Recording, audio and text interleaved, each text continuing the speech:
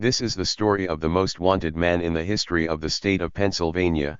More than 1,000 people, dozens of pieces of equipment and a total of $12 million were spent on the operation to capture him. So what did he do, and was he eventually caught? Our story begins in the small town of Blumengrove. This is a small city, more like a village, with a population of about 4,000 people.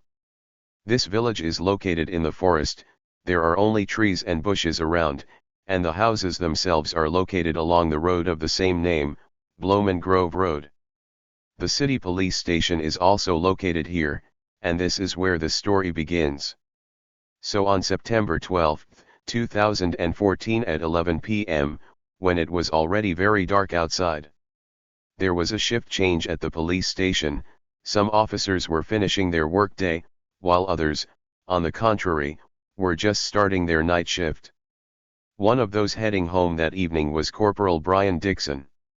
He was a 38-year-old man, a father of 2 children, who by this time had been working in the police for about 7 years. Corporal Dixon opened the station door to get out and go to his car. The light from the station building illuminated his silhouette. At that moment several loud bangs were heard. The dispatcher, who was inside the building, looked outside and saw Corporal Dixon lying motionless on the ground, a woman leaning over him. He whispered to her, "Help me." Those claps that were difficult moments earlier turned out to be shots. One bullet struck Corporal Dixon in the chest, another missed him, hitting a tree, and the third went through his shoulder, breaking Dixon's spine. Seeing Dixon bleeding, the woman, fearing for her life, retreated from him and returned to the station. At the same time, in the station parking lot, 33-year-old patrolman Alex Douglas was taking his belongings from his car, preparing for the night shift. He heard the shots that struck Corporal Dixon, but this did not cause any concern in his mind, because there was a fireworks store next to the site, so loud bangs were common in the area. Not knowing what really happened, Alex Douglas went to the station. On the way to it he saw Corporal Dixon bleeding. Hoping to help his wounded comrade, Alex Douglas knelt down next to him. At that moment he seemed to feel a strong blow. It was a bullet that hit him in the thigh. Somehow, crawling, Douglas reached the threshold of the station. His colleagues dragged him inside, so the wounded man was safe. Then, when it became obvious to everyone that someone had opened fire at the police station, the officers began to barricade themselves from the inside. They covered the windows with shields. Then through the back entrance, 2 officers made their way to an armored SUV parked at the back door. Only with its help they were able to bring the very first wounded person inside the building, Corporal Brian Dixon. However, unfortunately, by this time Brian Dixon was already dead. A few minutes later help arrived. These were dozens of police cars from neighboring stations. However, by this time the shooting had already stopped, and those who opened fire had already disappeared. The result of this most daring attack on the police station was the death of Corporal Brian Dixon, as well as the serious injury of Patrolman Alex Douglas, who had to have one of his legs amputated as a result of his injury. The attacker very successfully covered his tracks. It is not surprising that he could not be detected, because it was pitch dark, and around, as we already know, there was only dense forest. The only thing that became clear was that a rifle with 38 caliber bullets was used in the attack. Then there was the question of who was so brave, or rather mad, as to carry out such a brutal attack. It took the police 3 whole days to get even a little closer to answering this question. On the morning of September 15, a man was walking his dog along Road 402, the same road where the attack site was located, approximately 5 kilometers north of the police station. The man's attention was attracted by something. It was a jeep half submerged in the swamp. The man who discovered it, however, like everyone else around him, knew about the recent attack on the site, so he immediately reported the find to 9-1-1. Based on the license plate on the jeep, police determined that it belonged to an elderly couple, Debris and Eugene Frayne, who lived nearby, about 30 kilometers from the scene of the attack. It was obvious to the police that 58-year-old Eugene Frayne could hardly have carried out the siege of the police station that took place 3 days earlier, but then how could this car be connected with the attackers? Well, the answer was not long in coming. Eric Frayne, it was his documents that were found inside the car. He was the son of Debris and Eugene Frayne, the couple who owned the Jeep. In addition, camouflage paint, a military uniform, and a couple of cartridges of the same caliber that were used in the attack on the site were found in the car. It is assumed that after the attack, Frayne fled in a Jeep, but in order to be unnoticed, he had to drive with the headlights off. In the dark, he lost control and the car got stuck in a swamp, after which he left it and then moved on foot. At this point, Eric Frayne became the most wanted man in the state of Pennsylvania. Well, in Pennsylvania, he was placed on the FBI's 10 most wanted list. So who was this man? At the time this story happened, Eric was 31 years old, his mother Deborah was mostly a housewife, and his father Eugene was a military man. He played a big role in his son's views on the world. For some time, Eric's father served in Vietnam. In fact, he did not take part in combat operations, but when telling his son about his service, Eugene often liked to lie, slightly exaggerating his military past.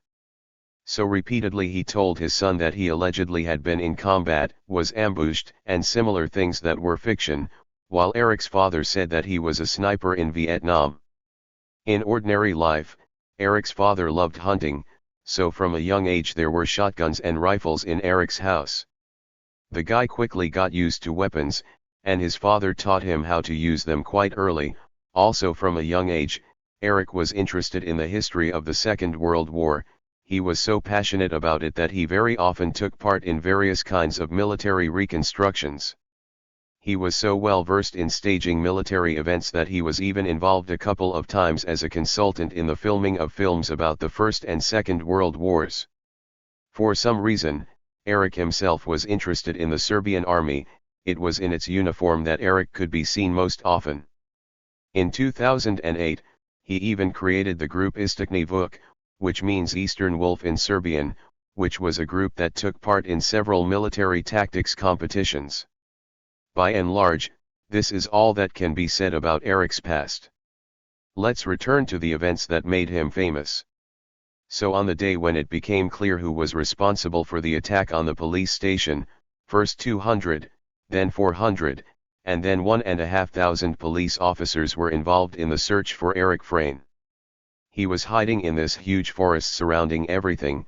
It was believed that he had an AK-47 assault rifle and a .38 caliber rifle with him, because it was these weapons that disappeared from his parents' house. Despite the fact that more than 1,000 people and dozens of pieces of equipment, including helicopters, were involved in the search, Eric Frayne was very successful in hiding. The dogs were rarely able to pick up his trail because he sprinkled pepper on the road, which confused the dog's sense of smell. Eric also often used water, shallow rivers, or swamps to move. The fact that there were many hunting lodges in this area played into his hands.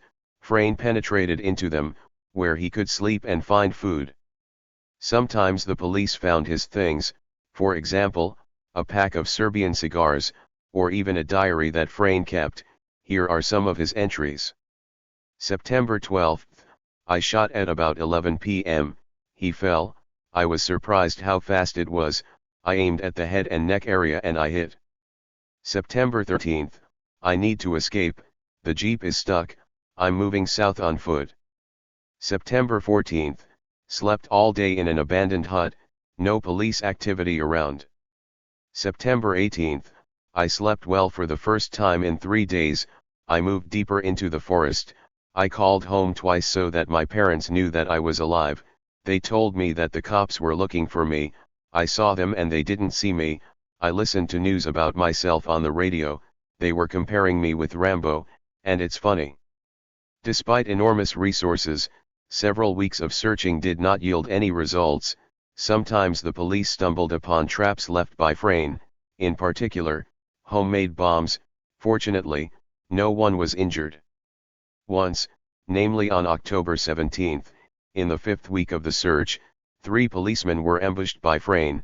From afar he opened fire on the police, wounding one of them in the leg, then Frayne disappeared.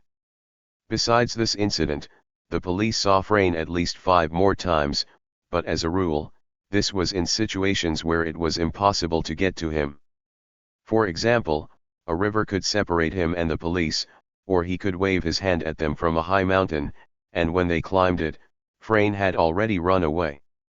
On October 24, the 6th week of the search, Frayne's AK-47 was found, the gun and 2 cartridges abandoned in the woods. By this time, the cost of the operation to find Frayne had reached $12 million. On October 30, on the 48th day of the operation, a group of military men was walking along the road to one of the abandoned hangars, when suddenly the military saw Frayne. He stood and smoked next to the hangar. The military ordered him to surrender, but instead Eric ran into the hangar, and a shootout began. However, Eric quickly ran out of ammo and was eventually captured by the military, although after he ran out of ammo, Frayne did not resist. Several wounds appeared on his face.